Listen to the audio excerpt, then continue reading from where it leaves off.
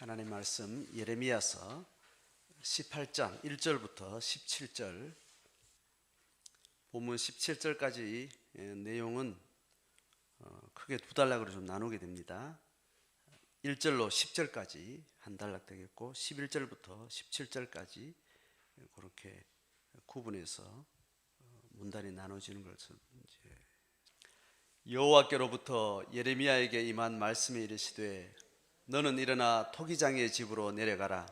내가 거기에서 내 말을 너에게 들려주리라 하시기로, 내가 토기장의 집으로 내려가서 본즉 그가 농로로 일을 하는데 진흙으로 만든 그릇이 토기장의 손에서 터지매 그가 그것으로 자기 의견에 좋은 대로 다른 그릇을 만들더라. 그때의 여호와의 말씀이 내게 임하니라. 이르시되, 여호와의 말씀이니라. 이스라엘 족속아, 이 토기장이가 하는 것 같이 내가 능히 너희에게 행하지 못하겠느냐? 이스라엘 족속아, 진흙이 토기장이의 손에 있음같이 너희가 내 손에 있느니라.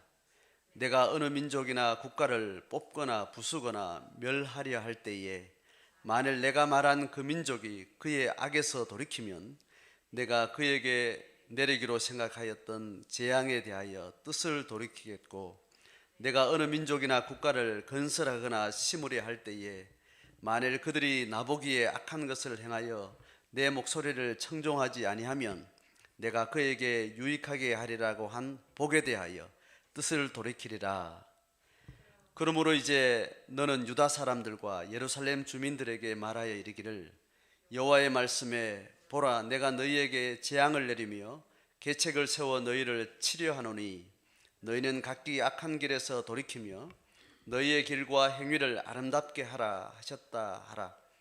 그러나 그들이 말하기를, 이는 헛되니 우리는 우리의 계획대로 행하며 우리는 각기 악한 마음이 완악한 대로 행하리라 하느니라. 그러므로 여호와께서 이와 같이 말씀하시니라. 너희는 누가 이러한 일을 들었는지 여러 나라 가운데 물어보라. 처녀 이스라엘이 심히 가증한 일을 행하였도다. 레바논의 눈이 어찌 들의 바위를 떠나겠으며 먼 속에서 흘러내리는 찬물이 어찌 마르겠느냐? 물은 내 백성은 나를 잊고 허무한 것에게 분향하거니와 이러한 것들은 그들로 그들의 길 곧 그 옛 길에서 넘어지게 하며 곁길 곧 닦지 아니한 길로 행하게 하여 그들의 땅으로 두려움과 영원한 웃음거리가 되게 하리니, 그리로 지나는 자마다 놀라서 그의 머리를 흔들리라. 내가 그들을 그들의 원수 앞에서 흩어버리기를 동풍으로 함같이 할 것이며 그들의 재난의 날에는 내가 그들에게 등을 보이고 얼굴을 보이지 아니하리라. 아멘. 그간 예레미야서 본문을 저희들이 보는 중에 오늘은 꽤 긴 본문을 단락으로 잡았습니다. 예레미야 16장 17장이 전체 하나의 이렇게 하는 묶음이 됩니다. 그리고 18장부터 또 다른 분위기의 메시지로 이렇게 시작이 돼요.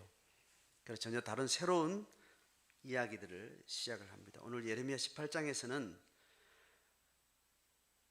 예레미야 본문에서도 아주 유명한 비유가 오늘 소개가 됩니다. 토기장의 비유, 이렇게 해서 이 토기장의 비유는 오늘 예레미야 18장에서 얘기되는 메시지의 맥락에 일단 준해서 이 비유가 소개되고 있지만, 이 비유는 성경 전체에 성경 신학에서 아주 중요한 신학적 주제가 되기 때문에 그 비유는 아주 유명합니다. 토기장의 비유하면 이 본문 맥락과 따로 토기장의 비유를 들어서 다른 성경과 연결되는 또 다른 신학의 이야기를 설명하게 되는 이야기입니다. 그 주제가 바로 하나님의 절대 주권, 이렇게 하는 성경 신학 중에 아주 중요한, 하나님의 나라 신학 중에 아주 중요한 주제를 설명하고 있는 비유가 됩니다. 내용은 아주 심플합니다. 우리나라도 옹기를 만들고 도자기를 만드는 그 전통이 동북아에서 유명하기 때문에 우리나라 문화권 안에는 흙으로 그릇을 빚는다는 이 문화는 아주 익숙하고 지금도 자연스럽게 우리 가운데 배어 있는 이야기죠. 그 말 그대로 하나님이 이제 예레미야를 통해서 어떤 메시지를 강력하게 전하기 위해서 퍼포먼스를 요구를 합니다. 여러 가지 퍼포먼스가 나오는데 행위를 통해서 그때 삶에 직결되는 어떤 문제나 어떤 특정한 행위를 하게 함으로써 하나님 뜻을 설명하고 그것을 이해시키고 또 그것을 또 선포하게 하는 그런 과정 가운데 행위 예언으로 오늘 토기장의 집으로 너희들이 가라. 그래서 토기장이가 토기 그릇을 만드는 그 장면을 보게 합니다. 그것을 지금 예레미야가 진술을 하죠.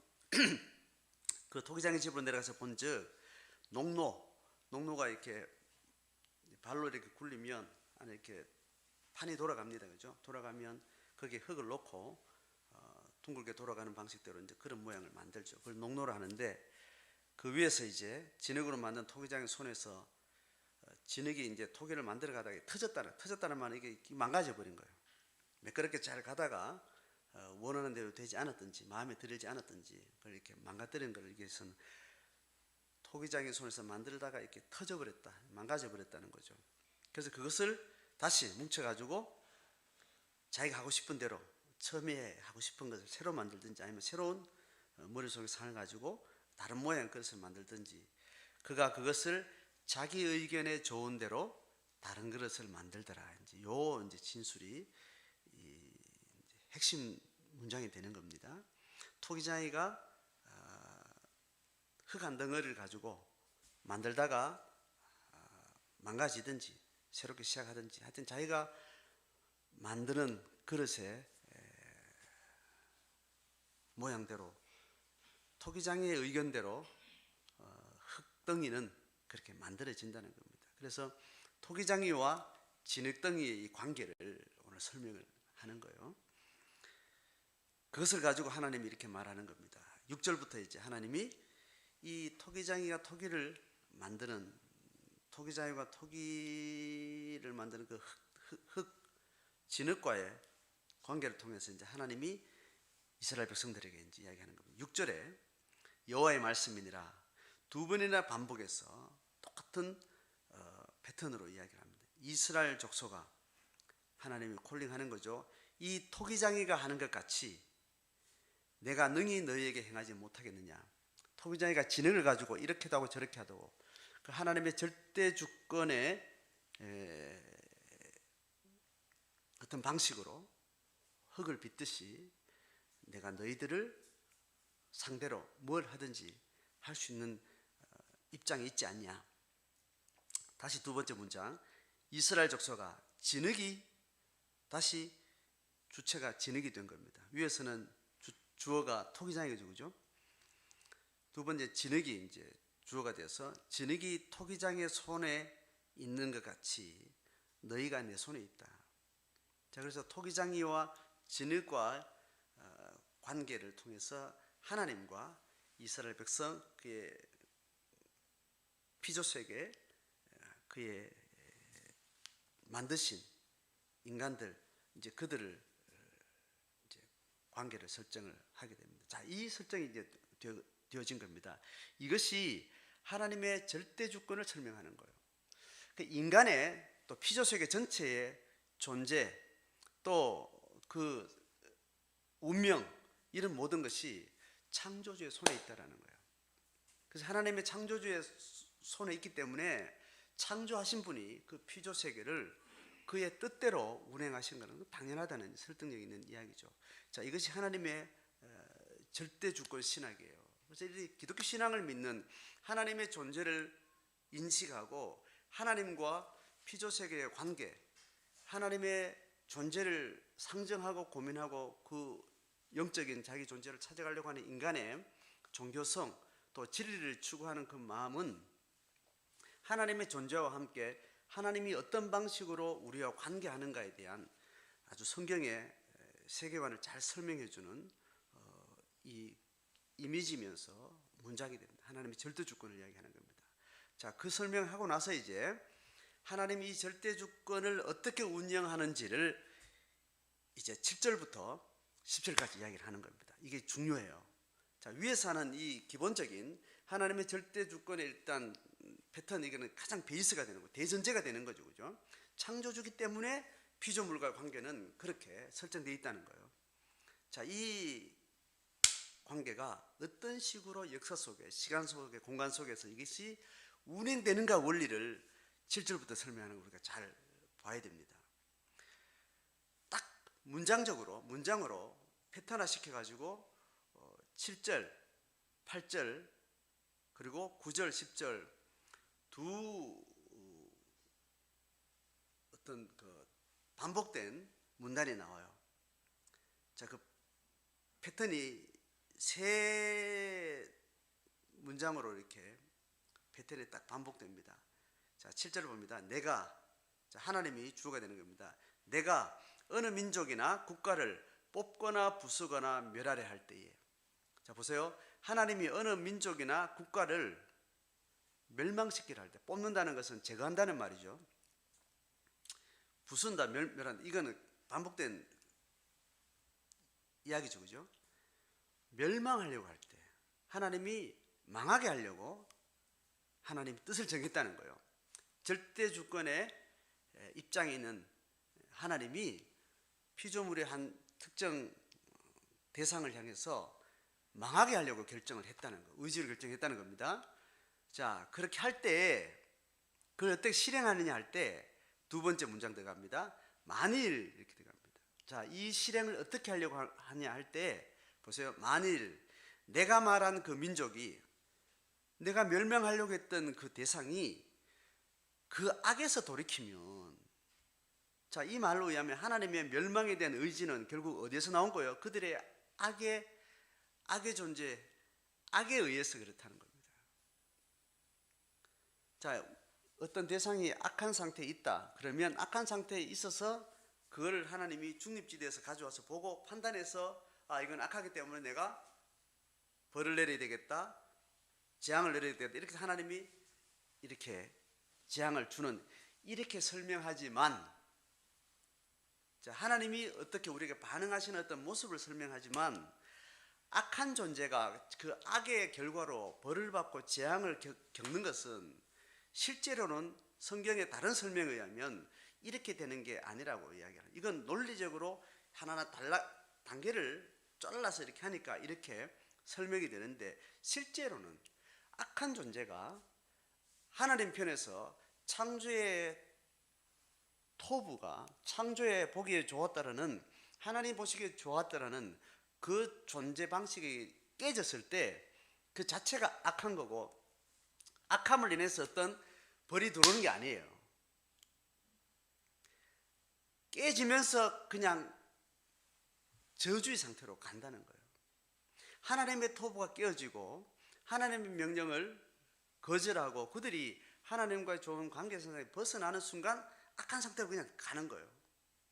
그게 실제라는 걸 이제 성경은 이제 다르게 또 다양하게 설명하죠. 자, 그걸 또 일단 이해하시면서, 하나님이 여기서 설명할 때는 악한 상태에 있는 걸 가지고 하나님이 멸하기로 결정했다는 거예요. 자, 그것이 실행하려고 할 때 어떻게 되는가 하면 세 번째 문장이 이렇습니다. 다시 내가, 그들이 악에서 돌이킨다는 거예요.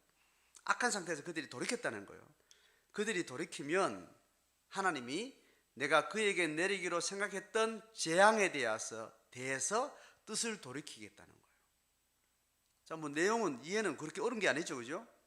근데 각 단계가 아주 중요한 거예요. 뭐가 중요한가 하면 이거는 하나님의 절대 주권은 누구도 범접할 수 있는 의지예요. 의지적 결정이에요. 근데 하나님의 의지 결정이 모든 피조 세계 전체를 통째로 집어삼키는 절대 주권의 위치에 있다는 거예요. 근데 그것이 실행될 때 그 실행은 또 어떻게 되는가 하면, 실행의 가부는 어떻게 결정돼? 의지를 먹었는데 그게 실행되는 여부는 어디에 걸려 있는가 하면 재앙을 당하게 하는 자의 어떤 의지에 달려 있다는 거. 이게 논리적 모순이에요. 이게 충돌이 일어나요. 절대 주권이냐 이거죠. 하나님의 인카네이션은, 하나님의 성육신은 이렇게 피조물과 관계하는 거예요. 자, 이게 놀라운 이야기예요. 이 설명은 하나님의 절대 주권은 하나님 마음은 그냥 흘러가는 거예요. 그게 그야말로 절대 주권이 아니냐는 거예요. 그런데 하나님의 절대 주권이 어떻게 충돌되는가 하면 그 절대 주권이 피조물의 어떤 의지와 어떤 결정에 의해서 그게 흐름이 바뀌게 되는 거예요. 그럼 그걸 절대 주권이라고 할 수 있나요? 이 사태는 절대 주권의 어떤 부족분이 생긴 거예요. 절대 주권의 어떤 존재가 그 격이 떨어져 버린 건가요? 논리적으로는 그렇게 설명할 수 있겠죠.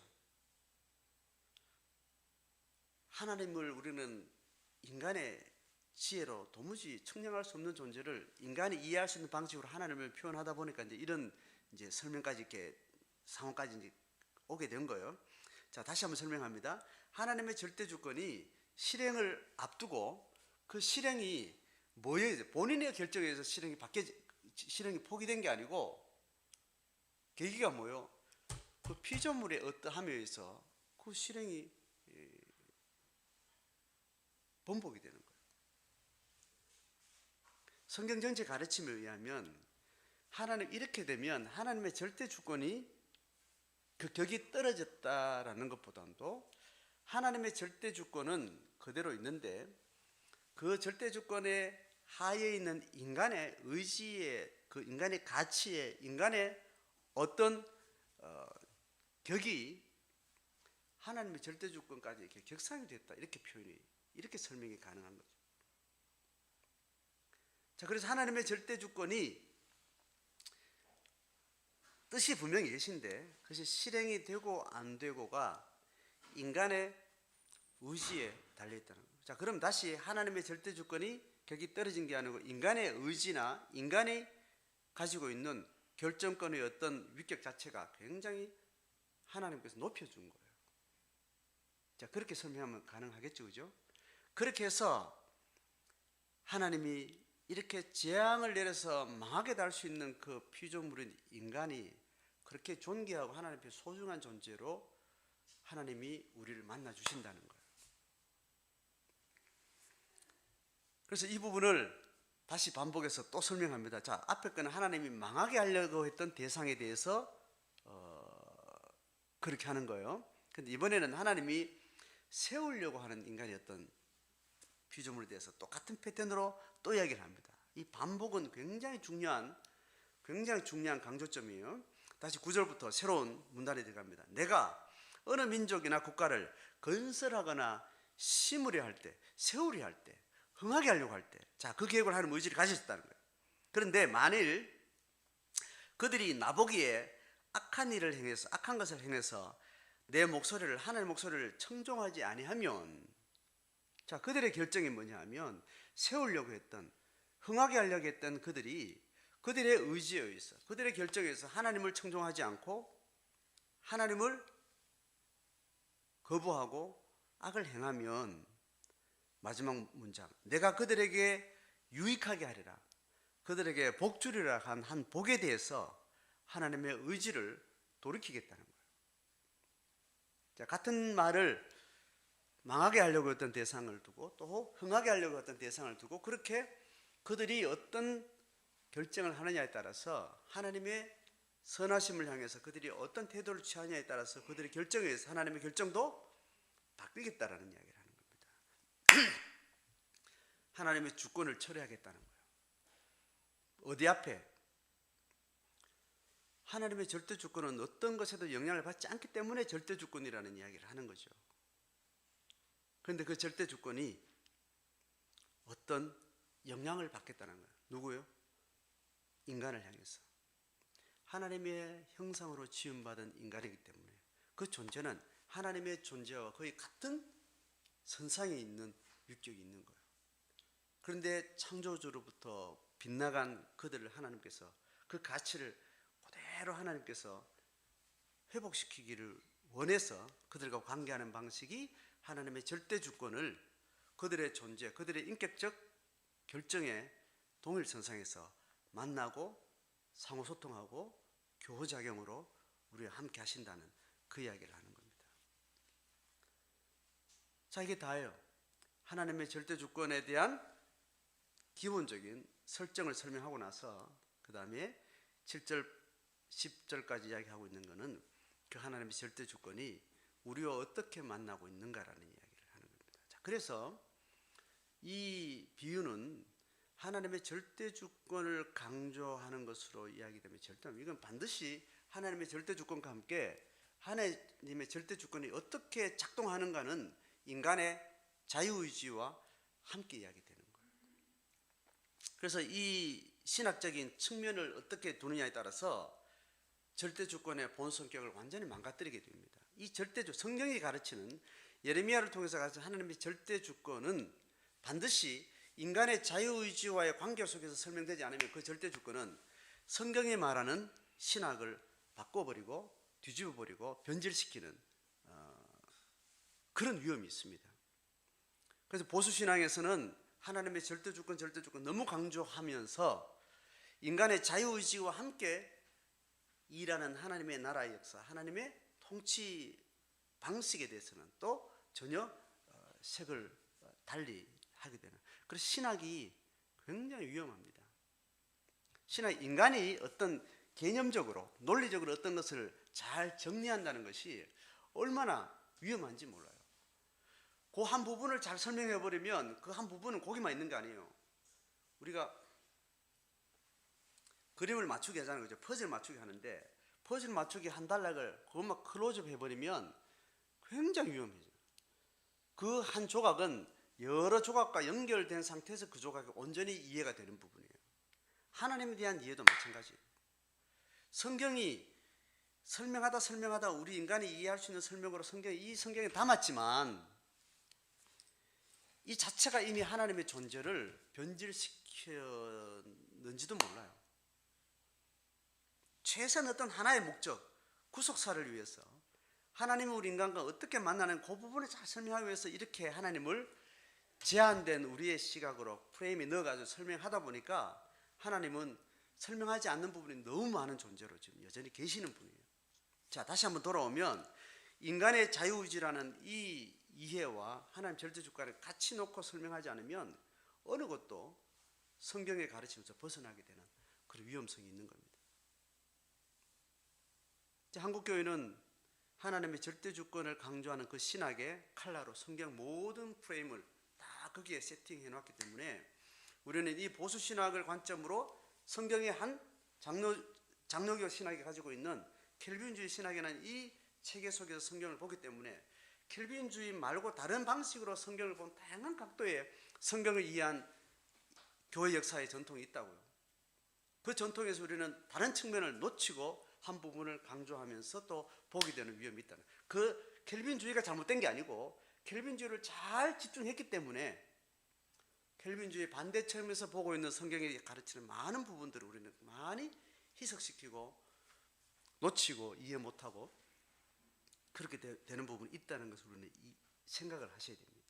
자, 그래서 다시 한번 우리는 오늘 이 본문을 통해서 인간의 자유의지가 결국은 하나님의 절대주권의 키가 된다는 것에 대해서 이야기를 하는 거예요.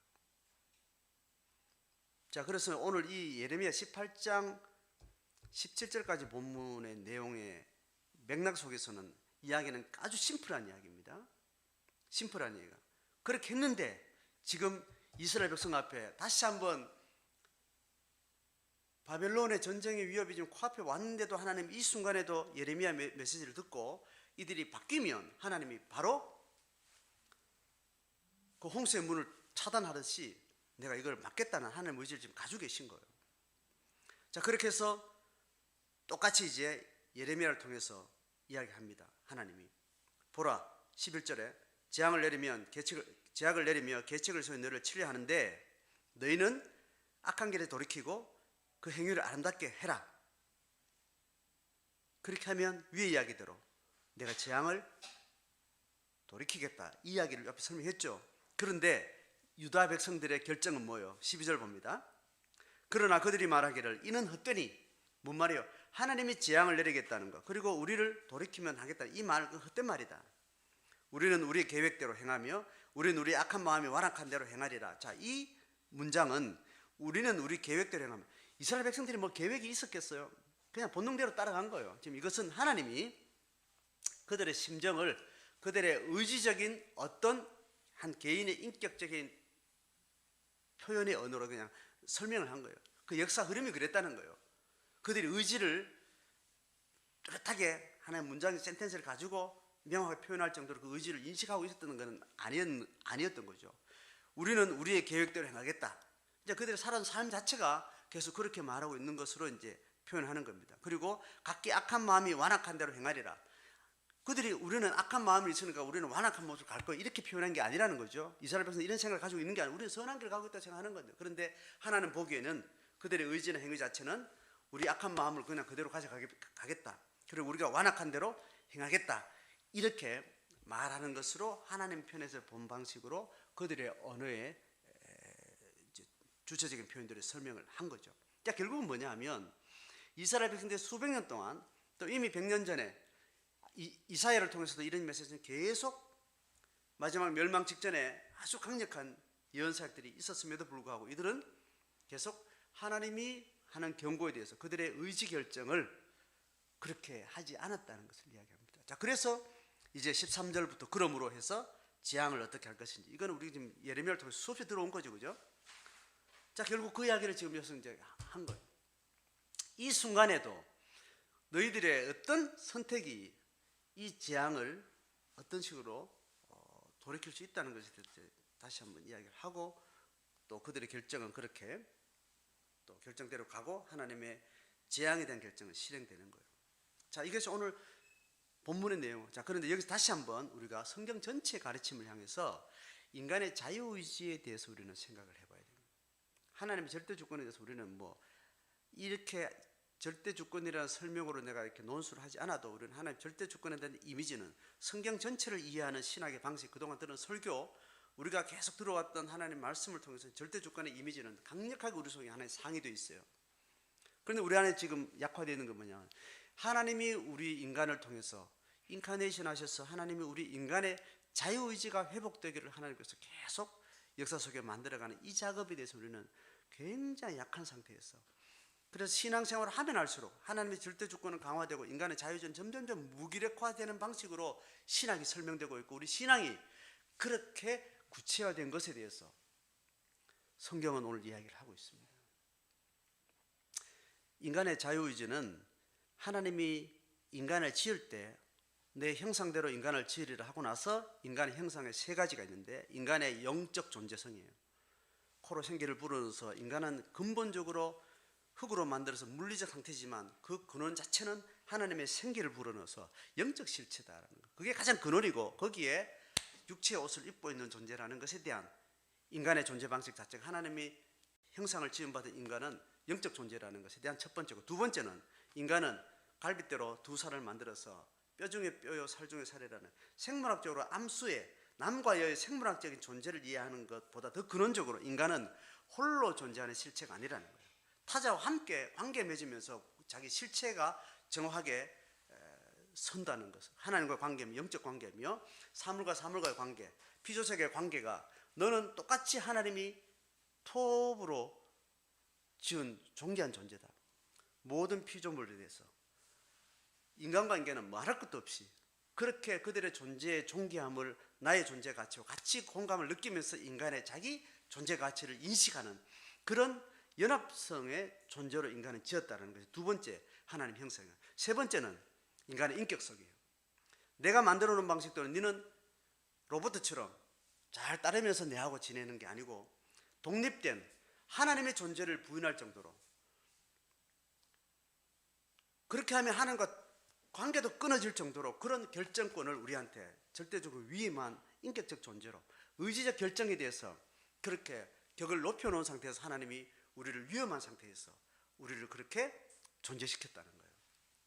그게 바로 선악과 문제입니다. 선악과에서 네가 따먹느냐 안 따먹을 통해서 네 존재가 결정되어지고, 하나님과의 피조물과 관계된 이 관계 자체도 네도 결정할 수 있는, 나에 의해서 만들어졌지만 지속 가능한 너의 존재의 가치는 너에 의해서 결정이 되기도 하고 관계가 끊어지기도 하고 이어질 수 있는 그 결정권도 내가 너한테 준다. 이게 바로 하나님의 의지적 결정, 하나님의 인격성, 하나님의 자율성, 이것도 우리한테 위임이 있다는 겁니다.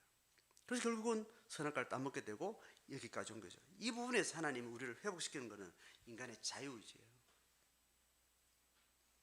자유의지의 핵심은 오늘 여러분 주보를 통해서 제가 일단 논리적으로 설명을 깔끔하게 설명을 했어요.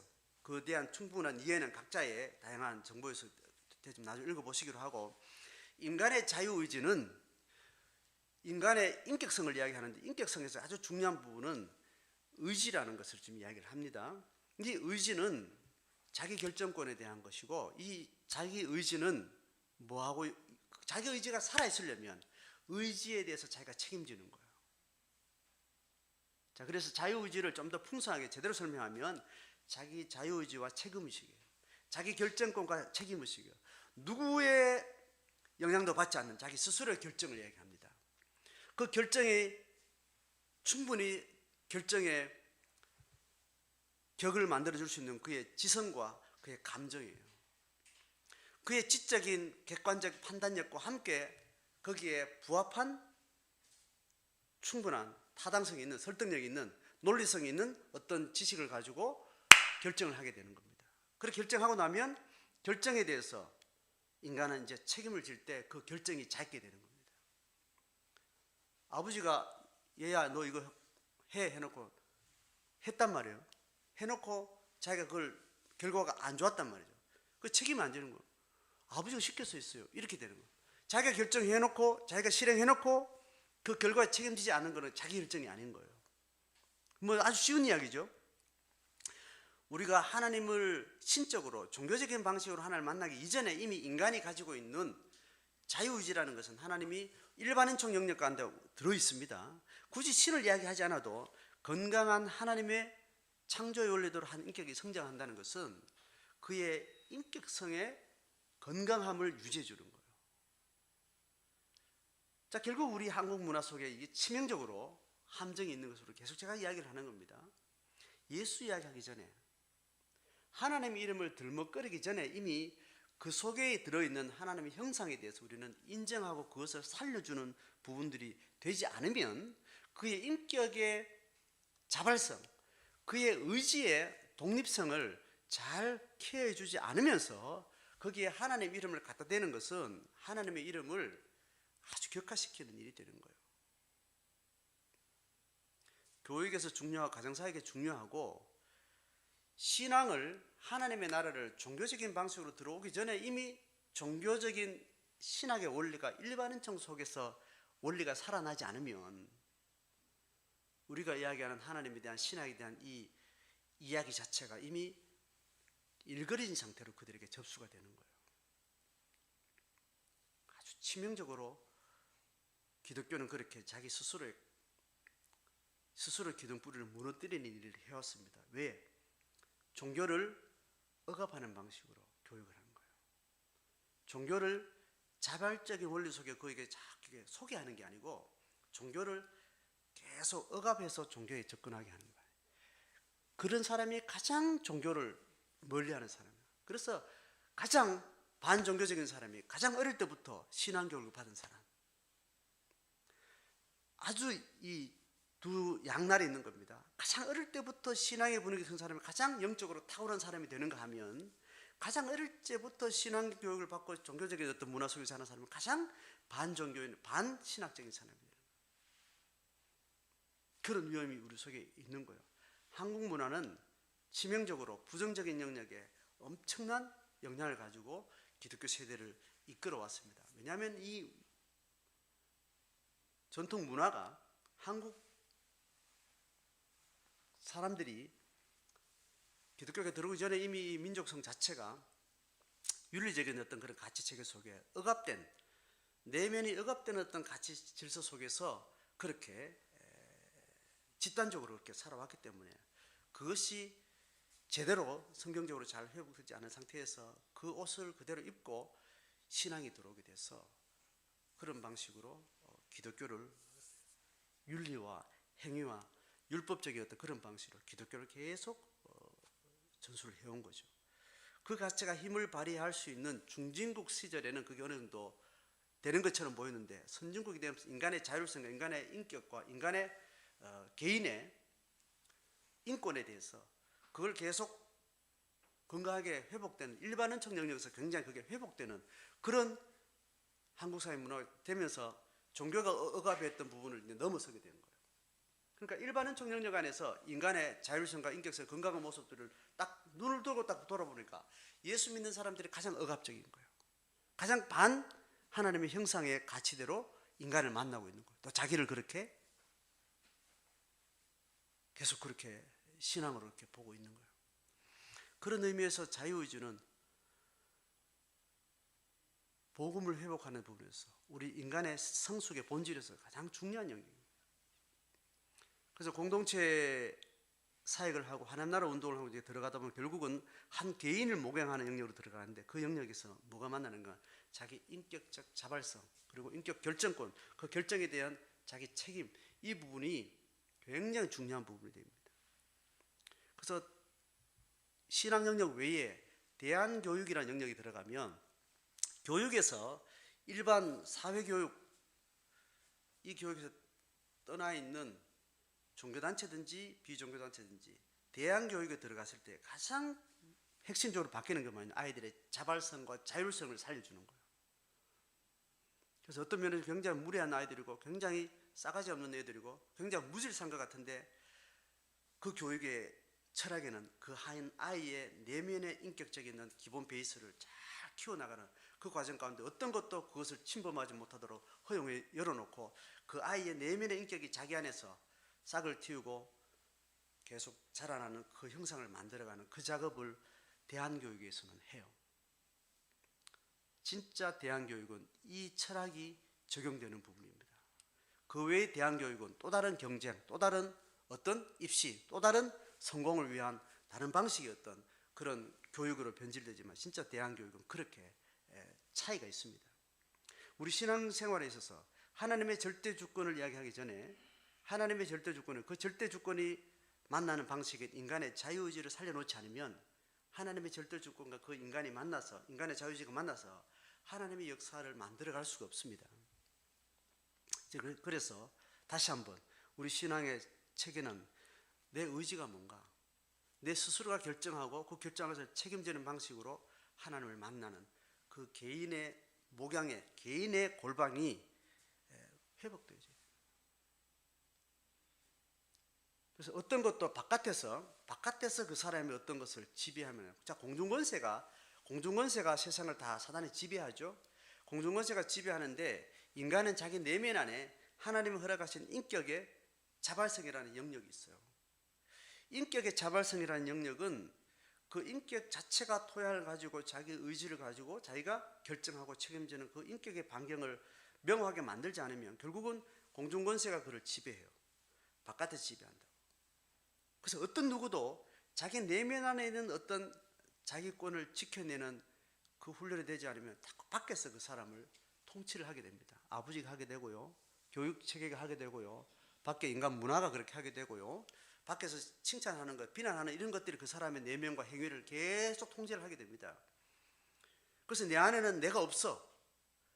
평생 내가 스스로 결정하고 내가 책임지고 나 홀로 스스로 자기 인격을 지켜내는 훈련이 안 된 사람이 침해를 당하면 이제 그 인격이 얼그러진 것이 이렇게 나오는 겁니다. 그 억압들이 그때부터 이제 본물처럼 터져 나오는 거예요. 이 이해에서 보면 내 불행의 이유를 밖에다가 두는 것 자체가 이제 그렇게 된 결과예요. 신을 이야기하기 전에도 내 고통, 내 기분 나쁨, 나의 화남, 나의 불행, 어떤 문제를, 이유를 밖에다 두고 설정하고 그렇게 우리는 논리를 끌고 올 때 우리는 자기 자유의지에, 자기 인격의 자기 내면의 담이 무너진 상태예요. 그래서 내 안에 있는 불행의 이유를 계속 밖에서 이렇게 된 걸로 이해를 하는 겁니다. 그래서 밖에서 칭찬해주면 내가 이제 좋은 사람이 되고, 비난하면 난 나쁜 사람이 되고, 이렇게 내게 전제가 결정되는 거예요. 하나님을 만나기 전에도 그러면 안 되는데 하나님을 만나고 나서도 그래야 되는 거예요. 하나님의 절대 주께는 너는 온전한 애야, 너는 존귀한 애야 이렇게 설명하고 나 그렇게 만났음에도 불구하고 그 이후에도 절대 주권에 비하면 아무것도 아닌 누군가 나를 피식 웃으면 거기에 내 존재는 완전히 땅에 떨어지는 거예요. 또 누가 칭찬해주면 하나님이 나를 세운 거 이상으로 굉장히 또 내가 존귀해지는 거예요. 자, 이제 현실로 돌아온 설명을 한 겁니다. 그 결과가 그런 거예요. 그래서 누가 나를 비난한 것이 내한테 화날 일도 아니고 슬퍼할 일도 아니고 분노할 일이 아닌 거예요. 그 분노는 그가 비난된 이유 그 오로 나를 값을 매겼단 말이죠. 그러면 오가 된 내 존재 가치를 두고 그가 말한 그가 표정으로 어떤 식으로 내 가치를 매겨준 그 가치를 가지고 그것 때문에 내가 슬퍼한다거나 화나거나 기분 나빠거나 자만하고 우울해지면 그건 내 존재를 그가 결정한 거예요. 내 존재는 하나님 만나기 전에는 그렇다 치자. 하나님 만나기 전에는 인간이 죄인이니까 그렇게 할 수 있다 치자. 그래도 그래서는 안 되는 거예요. 인간은 이미 하나님 만나기 전에 인간의 인격적 자발성이 살아있는 거라니까. 하나님 만나고 나서도 그런 현상이 우리에게 있는 것에 대해서는 우리 안에 지배되고 있는 어둠의 권세가 이미 내 마음을 많이 지배하고 있는 거예요. 이 부분은 이미 들어온 하나님 임재로 그 부분을 찾아내야 돼요. 쫓아내야 되는 거예요. 아, 이거는 내 안에 계속 반복되는 내 안에 상처에 반복된 사단의 지배가 내 손에 작동하는구나라고 이해를 하시면 되는 거예요. 그래서 그거를 바꾸는 노력을 해야 되고 그것으로 어떤 다른 일로 관계를 들어가면 내가 그걸 발견하고 그것을 딱 일단 본물을 막아야 돼요. 그런데 하나님을 고백하는 사람이 누군가 말에 의해서 누군가 행위에 의해서 내가 비난받는 것을 그걸 가지고 또 어떤 말을 하거나 그걸 또 문제를 삼으면 그 쓰레기가 다시 그 구정물에 다시 흘러가는 거예요. 자, 기본 일상에서 문제의식이 이 부분입니다. 하나님이 어떤 것도 우울할 수 없어요. 그건 내 결정에 의한 거예요. 불행할 수 없어요. 그건 내 결정이에요. 한 번도 결정 안 했기 때문에 그 결정을 붙들 수도 없는 거예요. 그런 우리 내면의 인격이라는 거 그렇게 근본적으로 망가져 있습니다. 한국에서 지금까지 이 나이 될 때까지 권력의 중심에서 항상 밖에 밀려나 있던 여성들의 삶이라는 것은 일제시대를 지나고 전쟁을 지나고 개발도상국을 지나고 그 시절에 어린 시절을 보내고 학생이 되고 처녀가 되고 아이 엄마가 되고 며느리가 되고 아내가 되고 살았던 그 여인들의 삶이라는 것은 그런 식의 삶으로 그렇게 살아온 거예요. 한 번도 내 결정권과 내 자발성과 내 결정에 의해서 나를 지켜보지 못한 상태에서 내 존재가 계속 그렇게 떠내려온 그런 자기인식을 무의식 중에 가지고 있습니다. 그러니 그 여인들이 하나님의 절대 주권으로 우리의 존재 가치를 설명해 줄 때 얼마나 강력하게 하나님을 뜨겁게 만났겠어요. 그러니까 기독교가 이 복음이 힘이 있는 겁니다.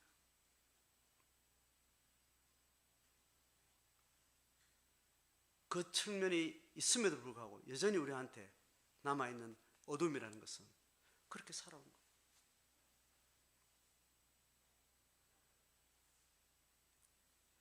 그래서 지금 세대 차이는 극명한 이런 인격적 태도 변화에서 자녀들은 그렇지 않습니다. 어떤 식으로 억압하지 않아요. 너무 망나니처럼 키워서 버려두는 아이인지 모르지만 자기 존재, 자기 내면에 대해서는 어떤 방식으로 주인이 되어 있어요. 책임을 져가지고 자기가 결정하고 책임은 내가 진다. 자기 존재에 대해서, 자기 내면 세계, 자기 자의식에 대해서, 자기 내적 정체성에 대해서는 어떤 방식으로든 자기가 책임지는 건강한 세대가 우리가 만나고 있는 자녀들이고 손자들이에요. 그들이 만나는 기독교는 이상한 사람들인 거예요. 여전히 그렇게 같이 설정된 기독교에서 말하는 논리나 어떤 사람이 인식하고 어떤 식으로 판단하고 거기 영향을 주고받는 이 사람들은 이상한 집단인 거예요. 그러니까 새로운 세대들이 기독교 안에 새로운 비전이나 새로운 빛이나 새로운 출구를 자기 존재 한계 출구를 빛을 발견하지 못하는 거예요. 그렇게 바뀌어야 돼요. 우리의 자유의지가 새로워져야 돼요.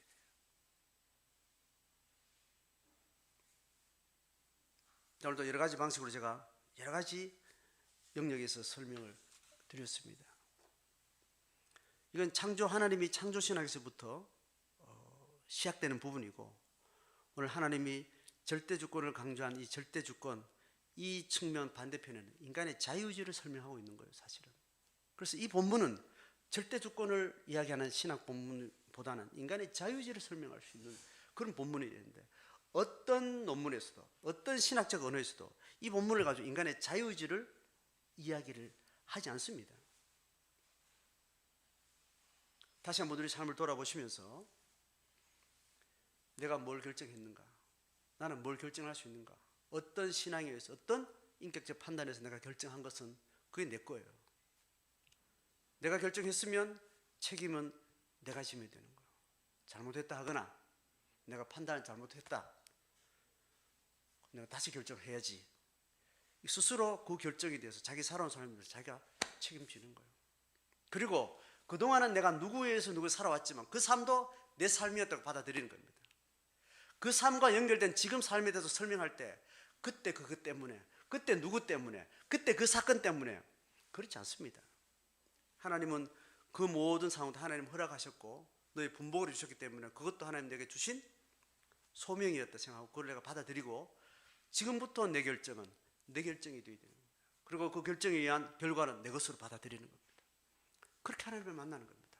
그렇게 할 때 창조주 하나님의 절대 주권을 이 역사 속에 우리는 통로로 수용하게 되는, 이 복음의 통로가 되는 거죠.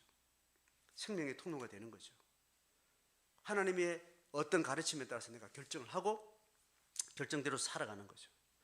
그에 대한 또 값은 내가 당당히 지고 살아가는 거예요. 창조적인 사람이 되는 겁니다. 당당한 사람이 되는 겁니다. 공중원시 잡은 자의 어떤 위협도 그를 손댈 수 없는 그런 하나님의 삶이 되는 겁니다.